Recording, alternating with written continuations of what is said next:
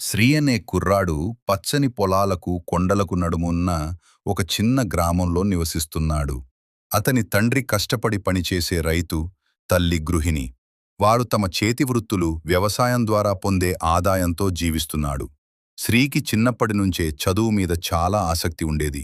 అతను తన గ్రామంలోని ప్రభుత్వ పాఠశాలకు వెళ్ళేవాడు. అక్కడ అతను పుస్తకాల ప్రపంచంలో మునిగిపోయేవాడు. అతని తల్లిదండ్రులు అతని చదువుకు చాలా మద్దతు ఇచ్చారు. కాని శ్రీ తన పాఠశాల ఖర్చుల కోసం కూడా కష్టపడాలని నిర్ణయించుకున్నాడు. ప్రతిరోజు పాఠశాల తర్వాత శ్రీ పొలాల్లో తన తండ్రికి సహాయం చేసేవాడు, లేదా తన తల్లికి ఇంటి పనులలో సహాయం చేసేవాడు. అతను అప్పుడప్పుడు పశువులను మేపుతాడు, లేదా పొలాల్లో పనిచేస్తాడు. ఈ విధంగా అతను తన చదువుకు కావలసిన డబ్బును సంపాదించుకునేవాడు. శ్రీ తెలివైన, కష్టపడే విద్యార్థి. అతను తన పాఠశాల పరీక్షలలో ఎప్పుడూ మంచి మార్కులు తెచ్చుకునేవాడు. అతని ఉపాధ్యాయులు అతనిని చూసి చాలా గర్వపడేవాడు. శ్రీ తన గ్రామంలోని ఇతరతర పిల్లలకు కూడా చదువుకు సహాయం చేసేవాడు.